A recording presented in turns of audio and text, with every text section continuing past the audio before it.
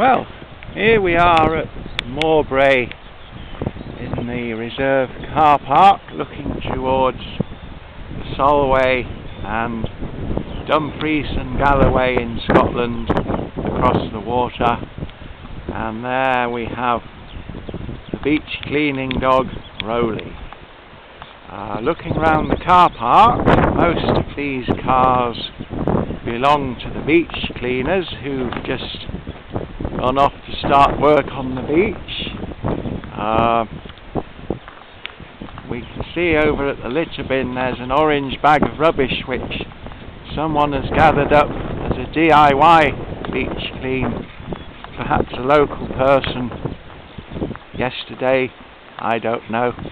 But we work as a group, and I think we've got 16 people on the beach already, and it's 10:10 on the 16th of May. Lovely Saturday morning, a bit chilly, but we can stand that. Now I'll show you the equipment we have over here. We've got the litter picker with an orange handle. That's a long picker for someone who's quite tall. We've got the handy hoop, which is a device for holding a black bag open so that the rubbish can be put in there without the top of the bag closing. If you don't have a hoop, you're pretty much struggling to keep the bag open, and you'd spend most of your time fighting with the polythene rather than picking up litter. We've got Sharp's box, a yellow plastic box, which I use for syringes. They're the main hazard we find. I found one earlier on the beach. Here it is. It has a pink cap. It was originally orange, but it's faded to pink because of being in the sunlight for quite a while. There's a single-use syringe, and possibly the last user was a heroin addict who flushed it down the toilet. That's why it would be on the beach. I've never seen an addict using a needle on the beach itself. I assume this one has come through the sewage system. So I'm going to put that one in the Sharp's box. In fact, there's one in there already from an earlier beach clean. There it goes. And that won't be a hazard to anyone who comes here on holiday or for fishing or bird watching. Right, there's the bag. Fix the Firth is the name of the group. We've got the first aid kit, bottled water in case of any cuts, or possibly someone will need a drink to revive them if they're suffering from exhaustion. I'll take that with me along with some spare black bags. Take the picker, the hoop, as you see, and I'll take Roly the dog, who generally follows me without causing any trouble.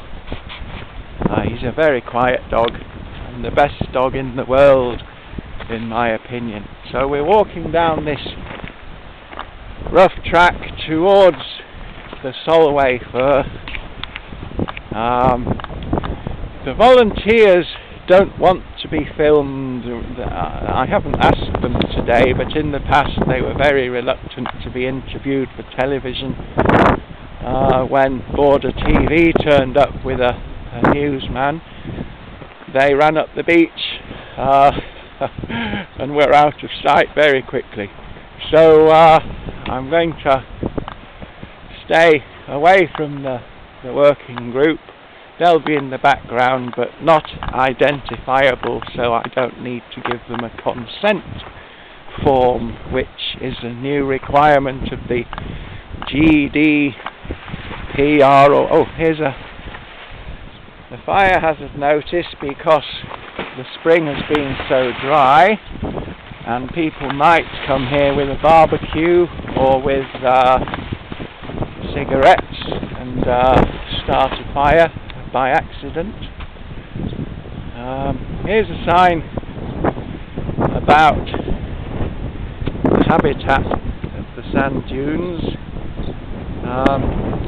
We're more concerned with the ocean plastic, which tends to wash up on every tide. What I know we will find is bottle tops, used shotgun cartridges, cotton buds, tampon applicators, pieces of broken bottle, plastic bottle generally, shreds of polythene. Anything that can be made of plastic will be on the beach. Generally small pieces, but occasionally we get a fiberglass dinghy, a life belt, the bumper off a car, a boot liner off a car. There's the volunteers over there, keeping their distance from each other because we're in the time of lockdown due to the coronavirus pandemic.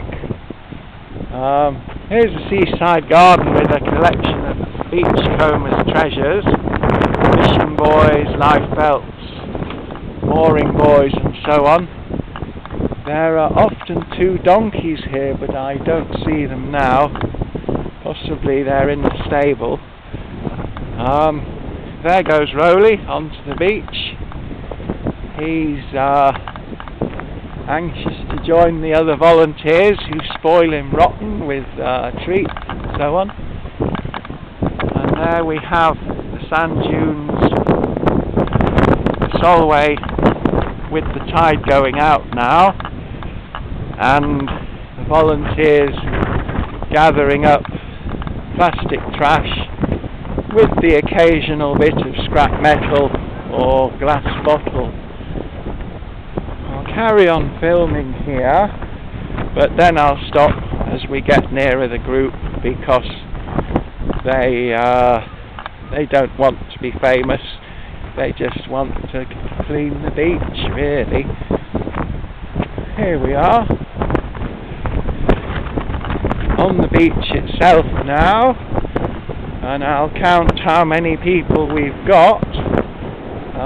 We've got 1, 2, 3, 4, 5, 6, 7, 8, 9, 10, 11, 12, 13, 14, 15 plus myself makes 16, which is a very good turnout for a rather chilly Saturday morning.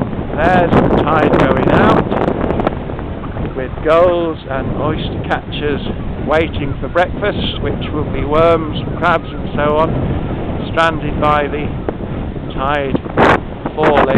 There's the Mount Criffel in Scotland in the background, looking that way towards Silla. You see the sand dunes and 2 people walking on the beach and the dog further up, which is a very lovely thing to do because you can walk for miles and no one will bother you. Looking towards the beach cleaners working south towards Allonby, we can see that the rubbish from winter storms is still here. So we need to gather the rubbish before the grass grows through it and makes it impossible to spot. So it's not, we were advised not to come here today because of lockdown restrictions, but I think it's more urgent to get the rubbish off the dunes before it becomes invisible as the marram grass grows through it. Here we have something too big for us to move.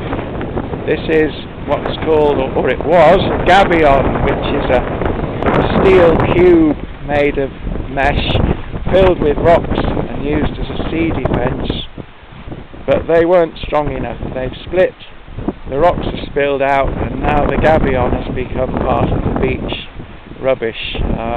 It's going to be too heavy for us to move, and even if we got it to the car park, the man who collects the rubbish for Allerdale Borough Council would not be able to lift it into his truck on his own.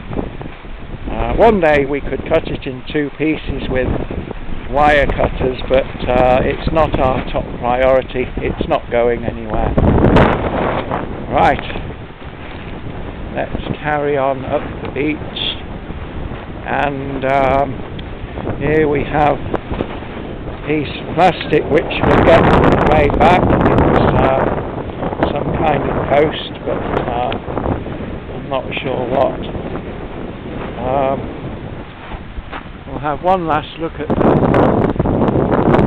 shore at Mawbray, and then I'm going to stop filming, start picking, because that's what we're here for. We're not here for the scenery, so we do enjoy it. We're here to reduce plastic, which is fake our planet.